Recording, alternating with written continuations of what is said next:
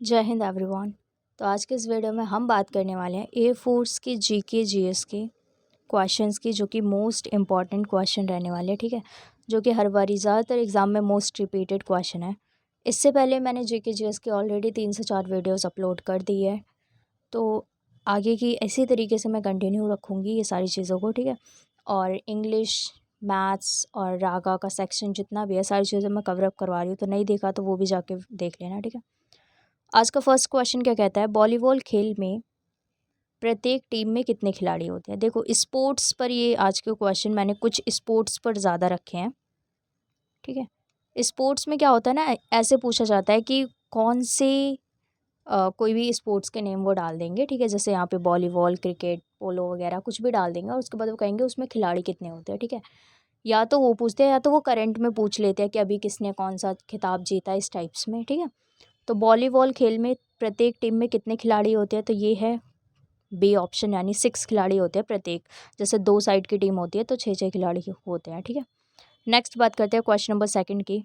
पोलो खेल की एक टीम में मैदान पर कितने खिलाड़ी होते हैं, तो वो होते हैं 4। और ये पोलो में होता है। ठीक है, और जो स्पोर्ट्स में जो सबसे कम खिलाड़ी होते हैं वो पोलो में ही होते हैं, क्योंकि इसी में सबसे कम मतलब 4 होते हैं। ठीक है, अब वैसे आप टेनिस वगैरह की बात मत कर लेना, क्योंकि टेनिस वगैरह हो गया या फिर अदर चीज़ें हो गई, इसमें तो 2 का ही यूज़ हो जाता है। बट इसमें ऐसा है कि पोलो को माना जाता है इस टाइप, जब टीम वाले जो गेम्स होते हैं ना, उसमें एक साइड में बस 4 ही होते हैं। ठीक है, तो वो सबसे कम माना जाता है। नेक्स्ट बात करते हैं क्वेश्चन नंबर 3 क्या कहता है, क्रिकेट टीम में क्रिकेट खेल में एक टीम में कुल कितने सक्रिय खिलाड़ी मैदान पर होते हैं, तो वो टोटली 11 होते हैं। ठीक है, ये हो गया option number B is right. Question number 4 क्या कहता है, कबड्डी खेल में प्रत्यक्ष टीम में खिलाड़ियों की संख्या कितनी होती है। तो जो कबड्डी होता है उसमें क्या होता है, उसमें एक साइड में मतलब 7 एक साइड में होते हैं। ठीक है, ओके, नेक्स्ट क्वेश्चन की बात करते हैं। बास्केटबॉल में कितने खिलाड़ी होते हैं टोटली, तो ये होते हैं टोटली 5। ठीक है, एक साइड पे 5 होते हैं एंड एक साइड पे 5 होते हैं। नेक्स्ट बात करते हैं बेसबॉल की, यह है क्वेश्चन नंबर 6। बेसबॉल में कितने खिलाड़ी होते हैं, तो ये होते हैं 9। ठीक है, एक साइड 9 एंड एक साइड 9 होते हैं।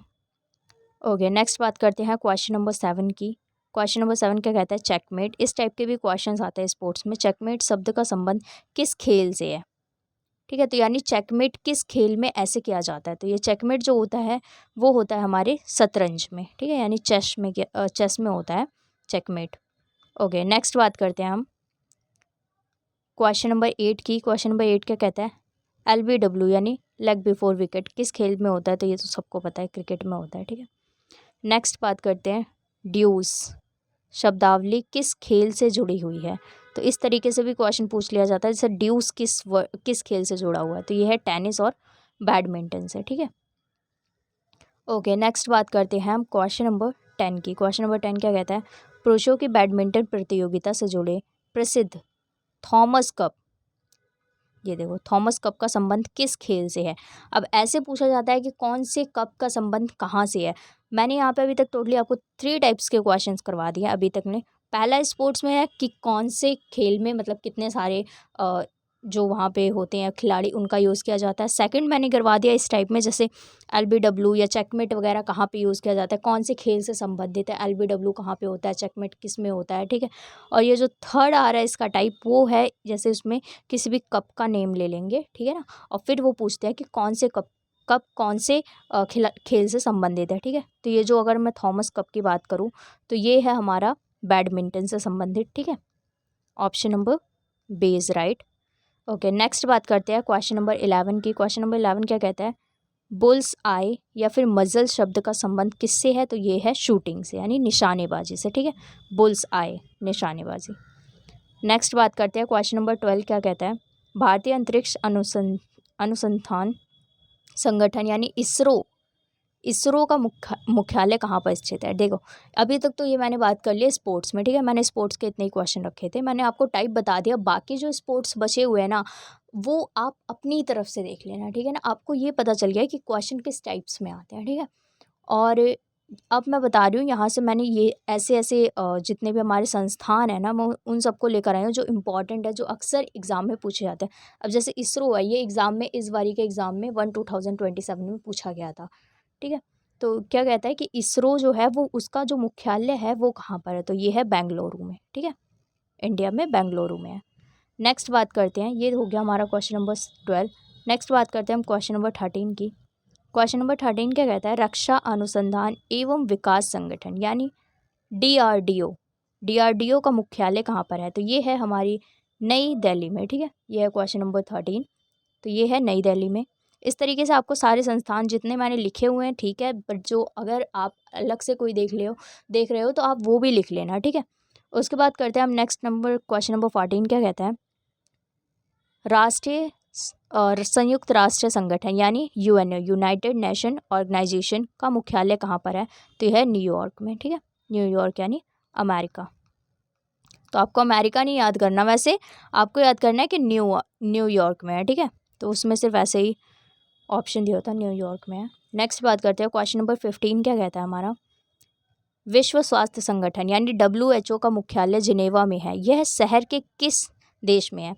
देखो इसमें मैंने दो चीज़ें कवरअप की हुई, पहली बात तो WHO का जो मुख्यालय है वो है कहाँ पे, तो ये आपको सबको पता चल गया कि ये है जिनेवा में। अब जिनेवा कहाँ पे है, तो वो है स्विट्ज़रलैंड में, ठीक है, यानी स्विट्ज़रलैंड के जिनेवा में है, राइट।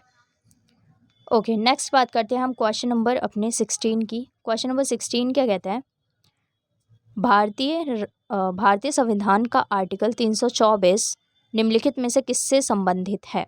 यानी अब यहाँ से आगे कुछ पॉलिटी के क्वेश्चंस जो कि मैंने डाले हुए हैं, ये हमारा क्वेश्चन नंबर 16, और ये क्या कहता है कि जो आर्टिकल हमारा 324 है ये किस चीज़ से संबंधित है, ठीक है, और ये है कौन सा, क्वेश्चन नंबर 16, वित्त आयोग, निर्वाचन यानी इलेक्शन कमीशन, या फिर संघ लोक सेवा आयोग, या फिर राष्ट्रीय सुनिश्चित जाति। तो ये क्या है, ये है हमारे निर्वाचन आयोग से यानी इलेक्शन कमीशन से ये संबंधित है, जो इलेक्शन होता है ना ये उससे संबंधित है, ठीक है, option number base right. Okay, अब नेक्स्ट बात करते हैं हम क्वेश्चन नंबर 17 की, सॉरी, ये देखो क्वेश्चन नंबर 17 क्या कहता है, ब्रिक्स समूह की स्थापना B अक्षर किस देश को प्रदर्शित करता है। मतलब ब्रिक्स जो है उसका जो स्टार्टिंग का B, अब ये देखो ये जो ब्रिक्स है ना ये टोटली 5 जो वर्ड्स है ना ये अलग अलग जो कंट्रीज़ है ना उनको डिनोट करते हैं, ठीक है। तो इसमें पूछ रहा है कि जो ब्रिक्स है वो किसको, B जो है ये कहाँ को डिनोट करता है, तो ये करता है ब्राज़ील को, ठीक है। अब जैसे R से रशिया, इंडोनेशिया, इस टाइप से होता है, ठीक है।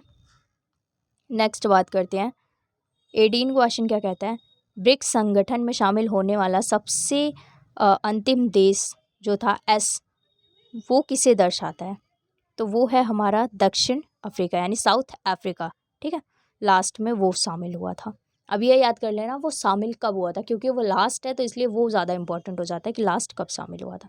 नेक्स्ट बात करते हैं थल सेना, नौसेना और वायुसेना के प्रमुख नीति भारत का कौन था पदाधिकारी। मतलब क्या बोलता है कि जो थल सेना है, नौसेना और वायुसेना के प्रमुखों की नियुक्ति भारत का कौन सा पदाधिकारी करता है। मतलब इन सब के जो मेन ऑफिसर्स होते हैं यानी प्रमुखों की नियुक्ति जो है वो कौन करता है, तो ये हमारे राष्ट्रपति।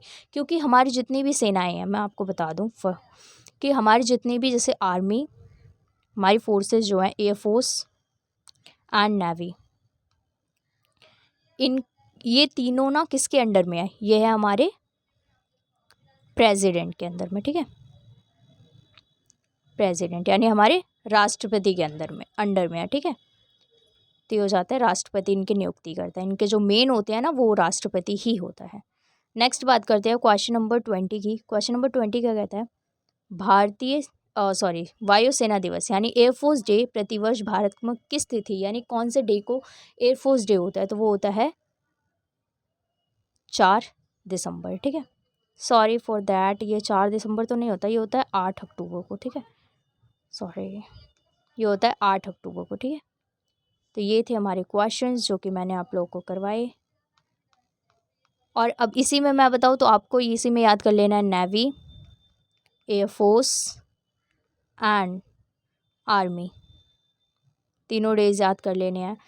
आज मैंने सिर्फ 3 टाइप्स के क्वेश्चंस रखे हुए थे। एक तो पहले मैंने आपको स्पोर्ट्स के बारे में बताया। अब देखो स्पोर्ट्स में भी आपको अगर मैं कुछ अलग से बताऊँ ना, पहली बात तो ऐसे में याद कर लेना कौन से खिलाड़ी में कौन से टीम में कितने खिलाड़ी होते हैं, ठीक है? कौन से स्पोर्ट्स में कितने खिलाड़ियों का यूज़ किया जाता है।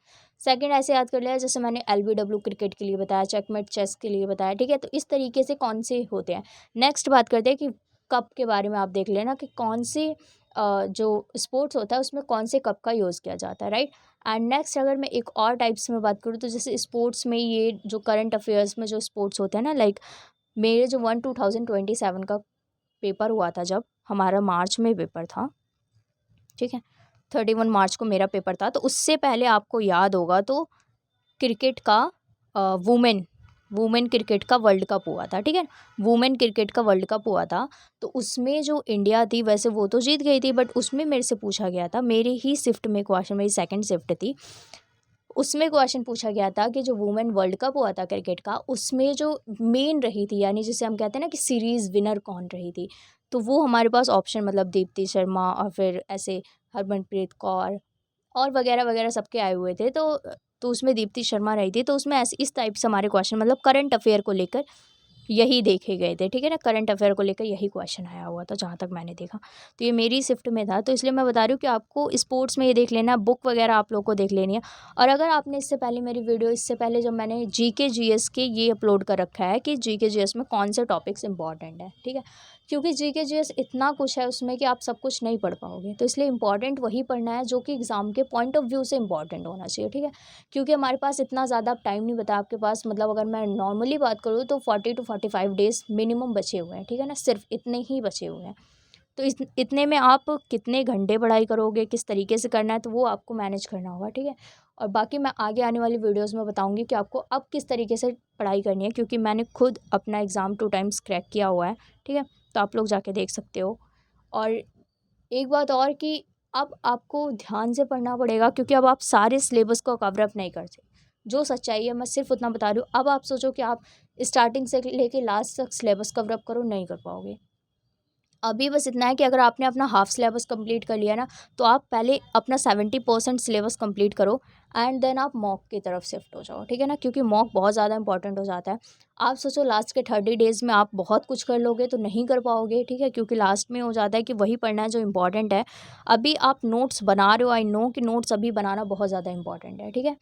तो अभी आपको सिर्फ नोट्स बनाने हैं। अब जैसे ये जो मैंने क्वेश्चंस आपको दिए हुए हैं, अब इस टाइप के क्वेश्चंस आप जाओ गूगल पे और ज़्यादा सर्च करो, ठीक है ना? अदर जितने भी जो स्पोर्ट्स होते हैं उनके बारे में सर्च करो, उनके बारे में जानो, जो आपको इंपॉर्टेंट लगे वो लिखो, नोट्स बनाओ, ताकि एट द लास्ट पॉइंट आप जब का आपका एग्ज़ाम आने वाला हो ना, तो आप उन नोट्स को निकालो एंड देन आप उसे पढ़ो और फिर एग्ज़ाम देकर आओ, ठीक है? क्योंकि उस वक्त आप मोबाइल से बहुत ज़्यादा चीज़ें डीप में नहीं पढ़ पाओगे, ठीक है? तो अभी इंपॉर्टेंट क्या है कि एट द प्रेजेंट टाइम आपको सबसे पहले नोट्स बनाने हैं, ठीक है? अभी आपका पूरा सिलेबस कंप्लीट नहीं है, तो आपको अभी अपना 60 to 70% सिलेबस फर्स्टली आपको कवर अप करना है and then you move to the mock test, ठीक है? तो अभी तो ये इंपॉर्टेंट है सबसे ज़्यादा। और मैं अपने बारे में बताऊँ तो मैंने इससे पहले, आप मेरे ही चैनल को विज़िट करोगे तो यहाँ पे इंग्लिश में आपको A to Z चीज़ें मिलेंगी, चाहे वो जीके जी इंग्लिश की वोकैब हो या फिर ग्रामर हो। ग्रामर की मैंने बात करूँ तो मैंने अपनी तरफ से अपने नोट्स लगाए हुए हैं उसमें, जितने मेरे नोट्स हैं ना पर्सनली मैंने बनाए हुए थे, मैं सिर्फ उतना ही पढ़ा रही हूँ। जो ये जीके जीएस है ये भी मेरे खुद के नोट्स से ये निकाला हुआ है मैंने। अब मैं अगर अपनी नोट्स की कॉपी इसमें लगाऊँ तो फिर वो देखने में, जैसे मेरी हैंड राइटिंग की वजह से, मतलब जल्दीबाजी हम लोग लिखते हैं तो वो उतनी अच्छी नहीं होगी, ठीक है? इसलिए मैं इस तरीके से निकाल लेती हूँ, पीपीटी बना लेती हूँ एंड देन मैं आप लोग के पास लेकर आती हूँ ये क्वेश्चन के तौर पर। मैं खुद करवा रही हूँ इंग्लिश, जो जितना मेरे से हो रहा है अभी तक मैं करवा रही हूँ, वो कैब के साथ साथ ग्रामर एंड जीके जीएस मैंने स्टार्ट कर दिया है, क्योंकि अब बहुत ज़्यादा टाइम नहीं है तो मैं बाद के लिए कुछ नहीं छोड़ने वाली। रीजनिंग के मैंने मॉक टेस्ट काफ़ी 2 से 3 मॉक टेस्ट ऑलरेडी अपलोडेड कर दिए, नहीं देखा तो वो जाके देख लेना।